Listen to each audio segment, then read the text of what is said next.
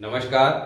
आज हम बात करने वाले हैं केतु के 11th हाउस के बारे में। 11th हाउस जो हमारी आमदनी का घर है, यानी कुंडली का मोस्ट इम्पोर्टेंट हाउस, क्योंकि आज के समय में हर आदमी अपनी इनकम को लेके हमेशा प्रश्न पूछता है कि मैं कितना धन जीवन में कमाऊंगा।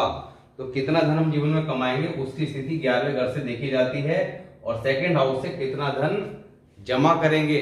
तो 11वां घर मुख्य रूप से आमदनी का कारक है। 11वें घर के मालिक शनिदेव हैं और कारक बृहस्पति देव। अब केतु बृहस्पति देव के चेले हैं और शनि के एजेंट, तो यहाँ पर दोनों ही शनि केतु के क्या है, मित्र हैं। अब 11वां घर जहां पर कालपुरुष कुंडली के हिसाब से 11 नंबर की राशि आती है कुंभ राशि, इसलिए यहाँ पर शनिदेव का विशेष अधिकार माना गया है। तो केतु 11वें घर में विशेष शुभ फलदायी कहे गए हैं, पर किस बात का ध्यान रखना है, शनि और बृहस्पति की पोजीशन का। अगर दोनों कुंडली में अच्छी पोजीशन में हैं या उन्हें अच्छा कर लिया जाए तो निश्चित तौर पर यहाँ पर केतु आदमी को करोड़पति बना देते हैं, बहुत ज्यादा धन दौलत की प्राप्ति कराते हैं, इनकम लाखों करोड़ों रुपए में करा देते हैं। अब केतु 11th हाउस से पहले हम कुंडली के लगन भाव, तख्त स्थान, राजा की गद्दी, लगन कुंडली का इंपॉर्टेंट, सबसे ज्यादा इंपॉर्टेंट हाउस है, क्योंकि लगन अगर कुंडली में मजबूत स्थिति में है, ऐसे में वो व्यक्ति निश्चित तौर पर जीवन के अंदर एक सफलता प्राप्त करता है, अच्छी सफलता प्राप्त करता है। और लगन अगर कमजोर है तो उसे बहुत ज्यादा संघर्ष के बाद भी उतनी सफलता नहीं मिलती जितनी मिलनी चाहिए। तो लगन भाव, क्योंकि राजा की गद्दी है, तो गद्दी अगर मजबूत है तो निश्चित तौर पर ऐसे में उसका साम्राज्य जो है वो ठीक ठाक चलेगा, और अगर गद्दी कमजोर है तो निश्चित तौर पर बाकी चीजों में अच्छी होने के बावजूद भी उतने अच्छे रिजल्ट देखने को नहीं मिलेंगे। तो लगन भाव के अंदर हम कुंडली के 9 प्लैनेट, देखिए 9 प्लैनेट जो हमारे हैं उनमें से हमारा लास्ट टॉपिक चल रहा है, और लास्ट का भी ये सेकंड लास्ट, क्योंकि हम हर प्लैनेट के कुंडली के 12 हाउसेस के अंदर उसके शुभ और अशुभ हालात और कैसे उन्हें ठीक रखा जा सकता है, कौन से रेमेडी ऐसी हैं जिनके द्वारा आप उन्हें ठीक रख सकते हैं। क्योंकि लाल किताब की जो विशेषता है वो अपनी रेमेडी के लिए विशेष तौर पर जानी जाती है, पर उसके रेमेडी के लिए बहुत ज्यादा प्रिकॉशन बताई गई हैं। क्योंकि अगर आप कुंडली को सही से एनालाइज नहीं करते और रेमेडी कर देते हैं तो यहाँ पर कोई प्लैनेट जो आपको शुभ फल दे सकता था वो आपको अशुभ फल भी दे सकता है, या उसके रिजल्ट आप खत्म कर सकते हैं। तो यहाँ पर इन चीजों का विशेष ध्यान देना है, क्योंकि हर प्लैनेट कुंडली के 12 हाउसेस के अंदर जाके अपने रिजल्ट चेंज कर देता है।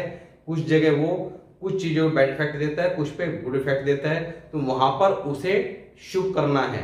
अब शुभ कैसे करना है वो कुंडली के हम लास्ट टॉपिक चल रहा है केतु का, इससे पहले 8 जो प्लैनेट हैं उनकी बात कर चुके हैं। कुंडली के 12 हाउसेस में किस तरह का फल देते हैं और वर्ष फल के अंदर कैसी स्थिति उनकी हम लोग चेक करते हैं। अब लगन भाव, केतु के लगन भाव, फिर धन भाव, साहस पराक्रम, इस तरह कुंडली के 10वां घर जो हमारे काम धंधे का है, तो 1 से 10 घरों तक के अंदर केतु के शुभ और अशुभ हालात और कैसे उन्हें शुभ रखा जा सकता है इसकी बात कर चुके हैं। अब आज सेकंड लास्ट टॉपिक है 11th हाउस, इसके बाद बात करेंगे 12th हाउस, जहां पर केतु को बहुत ज्यादा शुभ फल देने वाला कहा गया है, क्योंकि केतु क्या है, हमारे ऐश के कारक, और ऐश का घर कौन सा है, 12th हाउस। अब वो क्यों है इसकी बात जब 12th हाउस का टॉपिक करेंगे नेक्स्ट वीडियो में तब बात करेंगे। इसके बाद हम लोग स्टार्ट करने वाले हैं ग्रामर के कुछ इंपॉर्टेंट रूल बीच बीच में लेंगे, साथ ही 2 ग्रह की युति, कुंडली के अंदर कोई भी 2 प्लैनेट अगर बैठे हैं तब उनके फलों में किस तरह का चेंज देखने को मिलता है। क्योंकि अगर हम किसी प्लैनेट की बात कर रहे हैं और जब कोई दूसरा प्लैनेट उसके साथ आके बैठ जाता है तब वहां पर उसका फल पूरी तरह से चेंज हो जाएगा। किस कंडीशन में उनका फल चेंज होगा, हर हाउस के अंदर जाके अलग अलग प्रेडिक्शन देखने को मिलेगी। तो नेक्स्ट वीडियो में बात करेंगे कॉम्बिनेशन की, 2 प्लैनेट का जो कॉम्बिनेशन है वो हर प्लैनेट के साथ, तो जितने भी कॉम्बिनेशन बैठेंगे उन सारे कॉम्बिनेशनों को एक एक करके हम डिस्कस करेंगे कुंडली के 12 हाउसेस के अंदर, और किस टाइम जब वो अशुभ फल देंगे तो कौन से रेमेडी के द्वारा उस कॉम्बिनेशन के शुभ फल प्राप्त कर सकते हैं और क्यों वो अशुभ फल देंगे, इन सारी बातों पर चर्चा करेंगे। तो अगर आप लोग अभी फर्स्ट टाइम वीडियो देख रहे हैं तो चैनल को सब्सक्राइब कर लीजिए, लाइक कर लीजिए, शेयर कर लीजिए। उसके पीछे रीजन है क्योंकि हम लोग कुंडली के अंदर जितने भी आपके डाउट्स हैं वो यहाँ पर क्लियर होने वाले हैं। हम जीवन भर देखते हैं, कई बार रोजाना में जो हॉरोस्कोप आती हैं लोग क्वेश्चन पूछते हैं कि मेरा सैटर्न 7th हाउस में है, कुंभ राशि का है, मकर राशि का है, या शुक्र आपका 7th हाउस में बैठा हुआ है, या फलाना प्लैनेट इस हाउस में है, मालव्य योग बना रहा है, शशि योग बना रहा है, हंस योग बना रहा है। अब ये सारे योग बनने के बाद मैं सीधा बोलता हूं कि आपको जो है काम धंधे की समस्या है, ये समस्या है। और वो बात बिल्कुल सही बैठती है। क्यों बैठती है? क्योंकि यहाँ पर उन सारे डाउट्स को क्लियर किया जा रहा है जो डाउट्स जिंदगी भर हमें रहते हैं। हम खुश रहते हैं अपनी हॉरोस्कोप देख के कि यहाँ पर ये प्लैनेट ये योग बना रहा है, पर जिंदगी गुजर जाती है और उन योग का फल देखने को नहीं मिलता। बाद में मन में ये आता है कि एस्ट्रोलॉजी बेकार चीज है और उपाय इत्यादि कुछ नहीं होते। इस तरह के प्रश्न फिर हमारे मन में मूव करते हैं। पर दिक्कत कहाँ है? दिक्कत क्या है? हमें चीजों को समझने में। पढ़ाई में प्रॉब्लम नहीं है। जो ग्रंथ हमें दिए गए हैं, जो हमारे महर्षियों ने हमें ये अद्भुत देन दी है, उसमें कमी नहीं है। बात यह है कि हम उसे प्रॉपर समझ नहीं पाते, गहराई तक जाकर समझ नहीं पाते। तो यहाँ पर कोशिश की जा रही है कि आपके सारे डाउट्स क्लियर किए जाएं और आप चेक करेंगे तो निश्चित तौर पर पाएंगे कि जो चीजें बताई जा रही है वो मैच करती दिखेंगी। पर उसके पीछे, मैच करने के पीछे भी सिर्फ ये रीजन नहीं रहता कि आपने किसी प्लैनेट को किसी हाउस में देख लिया और उसके 100% रिजल्ट को एनालाइज कर लिया। उसके पीछे ग्रामर के बहुत सारे रूल अप्लाई करने होते हैं। क्योंकि जैसे आपको बताया कि कोई भी ग्रह, ग्रामर का रूल था कि किसी भी हाउस में बैठकर वहां से 8वें भाव में आपका टक्कर मारता है। अभी ग्रामर का एक बहुत इंपॉर्टेंट रूल है, वहां पे कोई इसका ग्रह चाहे मित्र हो या शत्रु हो, उसके फलों को खराब करता है। अब फॉर एग्जाम्पल, अगर कोई प्लैनेट लगन भाव में है तो 8वें घर के ग्रह को खराब करेगा। अब यहाँ पर अगर आप देखेंगे कि 8वां घर कोई प्लैनेट बैठा है और वहां पे शुभ हालात में है, तो आप उसका रिजल्ट को शुभ एनालाइज करेंगे कि ये गुड रिजल्ट देने वाला है। पर आपको उसका रिजल्ट अपोजिट देखने को मिलेंगे, क्योंकि वहां पर ग्रामर का रूल अप्लाई करने के बाद उसके रिजल्ट खराब हो गए। तो प्लैनेट्स की शुभ और अशुभ स्थिति को समझने के लिए आपको जितने भी रूल कराए गए हैं स्टार्टिंग की वीडियो में, उनको प्रॉपर समझ लेना है। साथ ही आगे जो रूल कराए जाएंगे, क्योंकि सारे रूल एक साथ इसलिए नहीं कराए कि वो आपको कंफ्यूजन क्रिएट करते। कुछ रूल जब कराने की जरूरत थी तब कराए, जब स्टार्टिंग में हमने एस्ट्रोलॉजी की जो बेसिक इंफॉर्मेशन थी कि जिन लोगों को एस्ट्रोलॉजी की ABCD नहीं पता है, पर वो अपने हॉरोस्कोप को समझना चाहते हैं या एस्ट्रोलॉजी को थोड़ा सा सीखना चाहते हैं, तो वो उन वीडियोस में जाके प्रॉपर समझ सकते हैं। अगर आपको कुछ भी नहीं पता है तो वहां पे बिल्कुल A to Z सब जानकारी दी गई है। और उसके साथ ही आगे की वीडियोस में कुछ ग्रामर के रूल डिस्कस किए हैं, बीच बीच में हमने कुछ चीजों को डिस्कस किया है। तो सभी टॉपिक्स को बीच बीच में लिया जा रहा है। तो इसी वजह से आप चैनल को सब्सक्राइब कर लिए, ताकि हर वीडियोस आपके पास प्रॉपर टाइम से पहुंच सके, कोई भी वीडियो मिस ना हो पाए, जिससे आप अपनी हॉरोस्कोप, अपनी फैमिली के हॉरोस्कोप को चेक कर सकें। इसके पीछे रीजन क्या है कि आपको एस्ट्रोलॉजी की नॉलेज क्यों होनी चाहिए? क्योंकि आपको अपनी कुंडली को चेक करने के साथ ही हर साल जब आपका जन्मदिन आता है उससे 1-1.5 महीने पहले भी एनालाइज करना चाहिए कि ये साल आपका किस तरह का निकलेगा और उस साल क्या प्रिकॉशन करनी है, क्या रेमेडी करनी है। ये वर्षफल का टॉपिक भी आने वाली वीडियो में लेने वाले हैं, जहां पर वर्षफल के बारे में पूरी जानकारी दी जाएगी कि वर्षफल क्या होता है, कैसे बनाया जाता है और वर्षफल के लिए कौन सी रेमेडी किस तरह से करनी चाहिए। कौन सा प्लैनेट कुंडली के अंदर अच्छी पोजीशन में पर वर्षफल के अंदर खराब पोजीशन में आ रहा है, तब किस तरह की रेमेडी करनी चाहिए, और कौन सा कुंडली में खराब है पर वर्षफल के अंदर अगर शुभ हालात में आ रहा है, तो यहाँ पर ये सब चीजें चेक करनी है। पता लगा आपने कोई रेमेडी कर ली और उस रेमेडी करके वर्षफल के अंदर जो प्लैनेट शुभ स्थिति में आ रहा है उसके फलों को भी खराब कर लिया, तो उस साल आप उसके फलों से वंचित रह जाएंगे। तो यहाँ पर रेमेडी करते हुए काफी सावधानी करनी है। अब कुंडली के 11th हाउस के अंदर केतु की बात करते हैं। सबसे पहले बात करेंगे शुभ हालात की, फिर अशुभ हालात की, और क्या रेमेडी यहाँ बताई गई है जिससे यहाँ पर केतु के शुभ फल प्राप्त किए जा सके। क्योंकि केतु क्या है? हमारी औलाद। केतु क्या है? हमारे ऐश का कारक। साथ ही हमारी बॉडी के पार्ट्स, जो केतु लगन भाव की वीडियो में बताया था कि केतु हमारे कान, बैकबोन, पैर, घुटने, इन सब चीजों का कारक है। तो जिन चीजों का केतु कारक है, अगर अशुभ हालात में, तो उनसे संबंधित चीजों में कमी देखने को मिलेगी। औलाद निकम्मी होगी, कहना नहीं मानती होगी, या औलाद होगी नहीं, डिपेंड करता है केतु कितना अशुभ है। साथ ही खान नंबर 5 को भी कंसिडर करना होगा, क्योंकि औलाद का घर 5वीं है और कारक केतु भी है। तो यहाँ पर सभी चीजों पे किसी रिजल्ट पे पहुंचने के लिए आपको जो घर जिन चीजों का कारक है उस घर की स्थिति और जो प्लैनेट जिन चीजों का कारक है दोनों की स्थिति को एनालाइज करना है। तो वो बार बार वीडियो बताया जा रहा है कि कोई प्लैनेट कुंडली के जिस भी हाउस में बैठता है उसके मालिक और कारक का शुभ होना अत्यंत आवश्यक है, तभी वो वहां पे शुभ फल दे सकता है। अब यहाँ पर 11वें घर पर विशेष अधिकार शनिदेव का है। शनिदेव अगर कुंडली में अच्छी पोजीशन में है तो निश्चित तौर पर केतु यहाँ पर बहुत शुभ फल देने वाले हैं। और साथ ही अगर बृहस्पति भी अच्छी पोजीशन में है तो यहाँ पर केतु बहुत ही ज्यादा शुभ फल प्रदान करेंगे। तो यहाँ पर कुछ कंडीशन बताई जाएंगी जिसका आपको ध्यान रखना है कि केतु वहां पर अगर अशुभ हालात में है तो कैसे उन्हें ठीक रखा जाना है। अब क्या लिखा है शुभ हालत की बात करते हैं। जद्दी जायदाद तो इतनी न होगी जितनी खुद पैदा करे। केतु राज दरबार के लिए राजयोग जब तक बुध 3 में न हो। अब यहाँ पर ऐसे व्यक्ति जिसके केतु 11वें घर में है उसके जद्दी जायदाद बहुत ज्यादा ना हो, पर वो अपने दम पर ही एक साम्राज्य खड़ा कर लेगा, अपनी जद्दी जायदाद बहुत बना लेगा। तो यहाँ पर केतु का होना बहुत शुभ फल देने वाला है। राज दरबार के लिए राजयोग जब तक बुध 3 में ना हो। अब यहाँ पर केवल केतु अगर 11th हाउस में है तो बुध जो है तीसरे घर में नहीं होना चाहिए, क्योंकि ग्रामर का आपको एक रूल कराया था कि तीसरे घर से दृष्टि कहाँ जाती है 11th हाउस में। तो रेड बुक का जो दृष्टि का कॉन्सेप्ट है वो थोड़ा सा डिफरेंट है। उसमें आपका 3rd हाउस में बैठे प्लैनेट की दृष्टि कहाँ जाती है 11th हाउस पे और 9th हाउस पे। तो यहाँ पर बुध क्या है केतु का कट्टर शत्रु। अब बुध की दृष्टि जाने पर केतु अशुभ हालात में आ जाएगा, इसलिए कहा गया है कि अगर बुध तीसरे घर में नहीं है तब ऐसे में ये राजयोग कहलाएगा। राजयोग का मतलब कि राज दरबार से उस व्यक्ति को निश्चित तौर पर सम्मान प्राप्त होगा या किसी के प्रकार से आपका अधिकारियों से लाभ की प्राप्ति के योग बनेंगे। हरदम अकेला 2-11 की तरह बढ़ता होगा। अकेला केतु अगर 11वें घर में है और शुभ हालात में है तो बहुत ज्यादा तेज गति से 2-11 मतलब 2 के 11 करता होगा। 2-11 की स्पीड से ऐसे व्यक्ति को धन लाभ की प्राप्ति होगी, इनकम की प्राप्ति होगी। शनिचर 3। अब शनि अगर 3rd हाउस में है तो केतु 11 गुना शुभ फल देगा। क्यों देगा? क्योंकि तीसरे घर से दृष्टि कहाँ जाएगी 11th हाउस में, शनि के अपने घर पे जाएगी और केतु शनि का मित्र है। तो यहाँ पर शनि का सपोर्ट केतु को मिल जाएगा। और इसके अलावा शनि कुंडली में कहीं भी हो, अगर तीसरे घर में नहीं भी है, कहीं भी हो, शुभ हालात में है, तब भी केतु यहाँ पर बहुत ज्यादा शुभ फल देगा। 11, 23, 36, 48 इन सालों में केतु अगर शुभ हालात में है तो विशेष तौर पर शुभ फल देखने को मिलेंगे, धन लाभ के विशेष योग बनेंगे।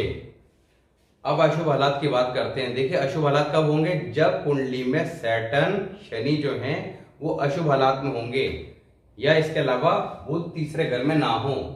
अब अगर ये मंदी हालात में होंगे तो सबसे पहले आपने शनि को चेक करना है। अगर केतु आपकी कुंडली में 11th हाउस में है, शनि के ऊपर कुंडली के 12 ही घरों में शनि आपका जहां ही बैठा है उसके ऊपर हमने वीडियो बना दी है। साथ ही शनि के लगन भाव के वीडियो के समय और उससे पहले वाली वीडियो में कुछ इंपॉर्टेंट रूल डिस्कस किए थे जिससे आप सैटर्न को एट ए ग्लांस चेक कर सकें कि शनि कुंडली में कैसी पोजीशन में है।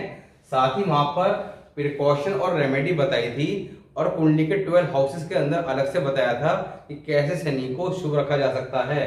तो यहाँ पर आपने सबसे पहले केतु को ठीक रखने के लिए कुंडली में शनि कहीं भी हो, शनि को चेक करके शनि को ठीक कर लेना है। साथ ही बृहस्पति कुंडली में कहीं भी हो उसे ठीक कर लेना, क्योंकि शनि बृहस्पति इस घर के कारक और मालिक हैं। अब केतु अगर अशुभ हालात में होंगे तब अपने लड़के के जन्म पर, लड़की के टेबे में बेटा और दोता के होने पर अपने लड़के के जन्म पर अमूमन माता नहीं होगी।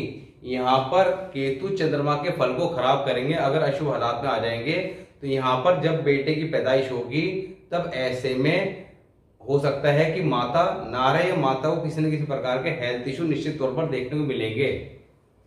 केतु की उम्र तक चंद्र का फल, माता की नजर उम्र, बल्कि चंद्र की सभी चीजें मंदसर की होंगी। केतु की उम्र क्या है? 48 साल। 48 साल की उम्र तक जिसके केतु 11th हाउस में है तो ऐसे में माता, चंद्र जिनका कारक है, तो चंद्र के टॉपिक में लगन भाव, चंद्र का जो वीडियो बनाया था वहां पे डिस्कस किया था कि चंद्र किन चीजों का कारक है। तो कुंडली के कोई भी प्लैनेट की हम बात करते हैं तो लगन भाव के वीडियो में उन चीजों को डिस्कस करते हैं कि वो प्लैनेट किन चीजों का कारक है। तो यहाँ पर चंद्र की कारक चीजें जितनी भी हैं उन पे अशुभ प्रभाव देखने को मिलेगा 48 साल की उम्र तक। तो ऐसे व्यक्ति का मन भी कहीं ना कहीं परेशान रहेगा और साथ ही माता के हेल्थ इश्यू, और यहाँ पर शनि के घर में शनि का बैड इफेक्ट आएगा तो शनि का नजर का कारक, तो माता की आई साइड पे इफेक्ट, हेल्थ इश्यू, तो ये सब चीजें देखने को मिलेगी। और एज पर भी कहीं ना कहीं इफेक्ट देखने को मिलेगा, मगर खुद औलाद नेक होगी। अब यहाँ पर चंद्र के फल को केतु बेशक कितना खराब कर ले, मगर औलाद के संबंध में समस्या नहीं आएगी। औलाद होगी तो नेक होगी और सुख देने वाली होगी, कामयाब होगी।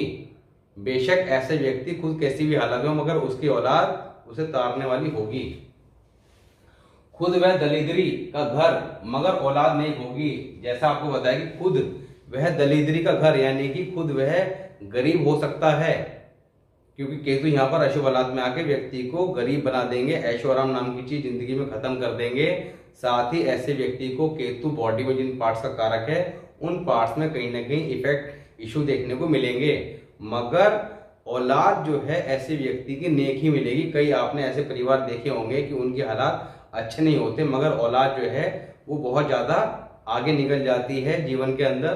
तो ये आपका केतु जब 11th हाउस में है तो प्लैनेट की ऐसी पोजीशन ही बताती है कि ऐसे में व्यक्ति गरीब होते हुए भी पर उसकी औलाद बहुत ज्यादा शुभ फल देगी। ऐसा व्यक्ति बहुत हिम्मत वाला नहीं होता और सुस्त स्वभाव का होता है। यहाँ पर ऐसे व्यक्ति जब केतु अशुभ औलाद में आ जाएगा तो केतु हिम्मत है और हिम्मत वाला नहीं होगा, साथ ही सुस्त, क्योंकि यहाँ पर शनि जब कुंडली में अशुभ औलाद में आ जाएगा तो व्यक्ति के अंदर सुस्ती ला देगा। और शनि जब शुभ होता है तब व्यक्ति चुस्त चालाक बन जाता है। नेक काम को करते वक्त या चलते वक्त किसी का टोकना मंदे की निशानी होगी। जैसा कि आपने कई बार अपने जीवन में देखा होगा कि घर से निकलते वक्त किसी का छींकना, तो ये राहु अशुभ की निशानी। किसी का टोकना कि आप घर से निकले, पीछे से किसी ने कह दिया या किसी ने टोक दिया कि आप कहाँ जा रहे हैं, या किसी ने किसी बात में पीछे से आवाज मार दी कि आप कहाँ जा रहे हैं, क्या कर रहे हैं, या कब आओगे, कुछ भी वटेवर।